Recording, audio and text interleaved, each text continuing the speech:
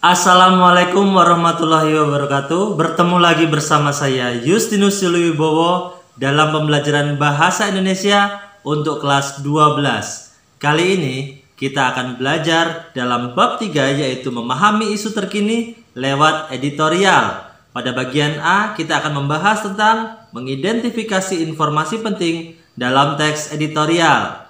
Di sini saya belajar, kalian belajar. Kita belajar bareng.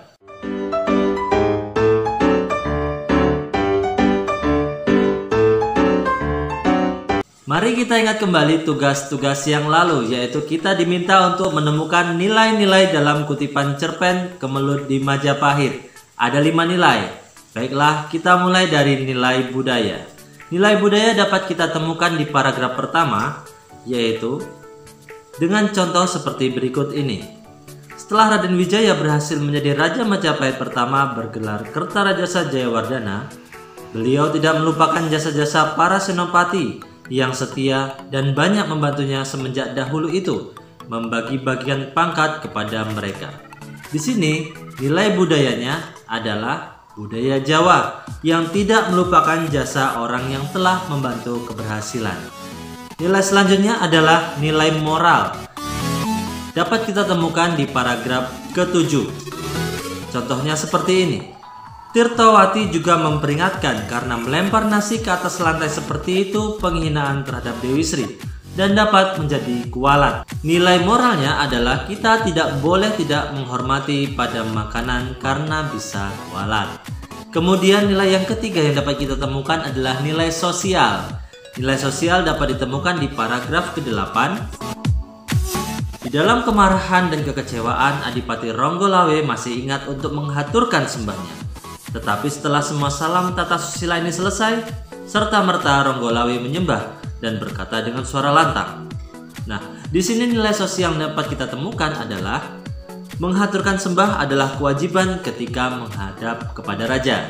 Kemudian yang keempat, nilai estetis. Nilai estetis yang dapat kita temukan ada di paragraf 8, yaitu Megolamat adalah satu di antara kuda-kuda kesayangan Adipati Ronggolawe.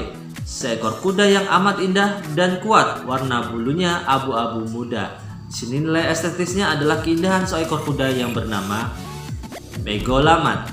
Nah, untuk nilai agama saya tidak bisa menemukan di kutipan cerpen Kemelut di Majapahit. Kemudian nilai-nilai yang saya temukan ini tidak hanya satu, tetapi saya hanya mengambil satu contoh saja. Masih banyak contoh-contoh yang bisa mewakili nilai-nilai ini. Baiklah, kita lanjutkan pembelajaran kita. Tujuan pembelajaran dalam teks editorial ini, siswa diharapkan mampu untuk yang pertama, mengetahui isi teks editorial. Dan yang kedua, siswa diharapkan mampu membedakan fakta dan opini dalam teks editorial. Editorial adalah tulisan yang dibuat oleh redaksi surat kabar ataupun majalah yang berisi opini yang mengomentari tentang fakta atau berita-berita yang terjadi, dan fakta dan berita itu sedang aktual dan fenomenal. Dalam tulisan opininya diperkuat dengan argumentasi-argumentasi sehingga menjadi persepsi redaksi. Baiklah, kita mulai.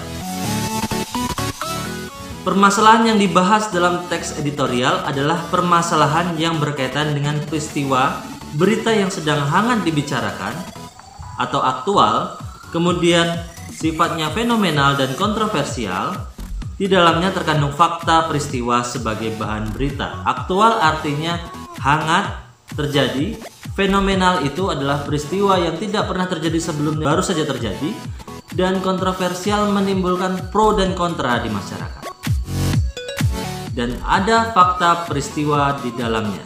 Selanjutnya, fakta peristiwa yang dipastikan akan dijadikan sebagai bahan berita dalam editorial dianalisis untuk menghasilkan sebuah persepsi redaksi. Biasanya, persepsi didasari oleh berbagai dimensi masalah. Agar persepsi ini memiliki nilai opini yang bermutu tinggi, redaksi akan menunjukkan berbagai argumentasi. Jadi, editorial akan menjadi persepsi redaksi, di mana redaksi dari majalah atau surat kabar melihat peristiwa yang aktual sedang terjadi. Mereka akan memperkuat pandangan mereka dengan argumentasi-argumentasi yang kuat pula. Selanjutnya, gaya penulisan editorial hampir sama dengan ragam artikel atau karya ilmiah lain seperti eksposisi. Eksposisi merupakan tulisan yang bertujuan untuk mengklarifikasi, menjelaskan, atau mengevaluasi. Dilihat dari isinya, editorial yang bersifat ekspositoris berisi tesis, diikuti oleh argumentasi-argumentasi secukupnya, dan diakhiri dengan penegasan ulang atas argumentasi-argumentasi tersebut. Ketiga unsur tersebut dalam editorial wajib hadir. Jadi di sini yang wajib hadir dalam editorial adalah tesis atau pernyataan umum, yang kedua adalah argumen-argumentasi, dan yang ketiga adalah penegasan ulang atas argumentasi tersebut. Sekarang kita membedakan fakta dan opini dalam teks editorial. Pada pembelajaran sebelumnya, kita sudah mengetahui bahwa teks editorial dapat diasumsikan sebagai sikap atau pandangan redaksi terhadap sebuah peristiwa. Sikap ini diawali dengan rumusan pernyataan umum atau tesis, atau yang terjadi di masyarakat. Redaktur menguatkannya dengan argumentasi-argumentasi. Kemudian, redaktur memberikan pendapat dan saran yang ditegaskan pada paragraf akhir.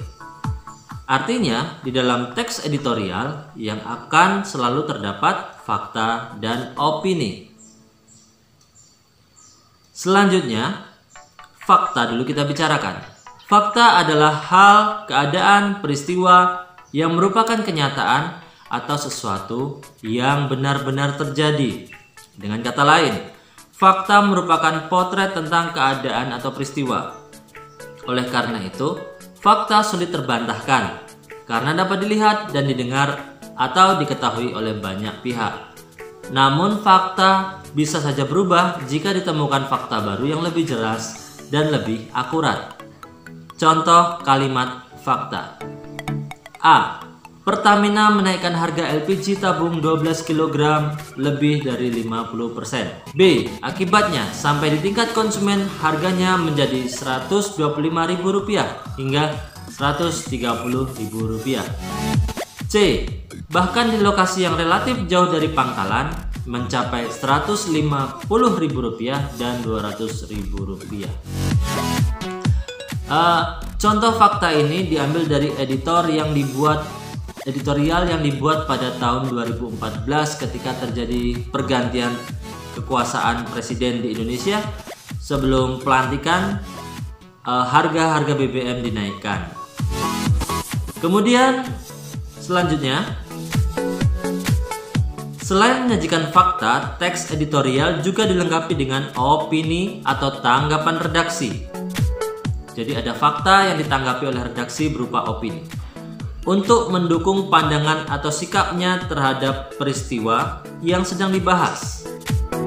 Jika fakta tidak terbantahkan, maka opini sebaliknya. Opini dapat diperdebatkan. Dalam menanggapi satu objek atau peristiwa yang sama, akan timbul berbagai pendapat yang sifatnya berbeda. Opini dalam teks editorial dapat berupa penilaian, kritik, prediksi, harapan, dan saran penyelesaian masalah. Inilah contoh-contoh dari opini. Ada 5 contoh bentuk opini. Yang pertama, kritik. Misalnya, ini masih dalam editorial yang sama, yaitu editorial yang menanggapi kenaikan BBM ketika terjadi peristiwa sebelum pelantikan presiden. Kritik. Kenaikan harga itu merupakan kado tahun baru 2014 yang tidak simpatik, tidak bijaksana, dan tidak logis. Penilaian.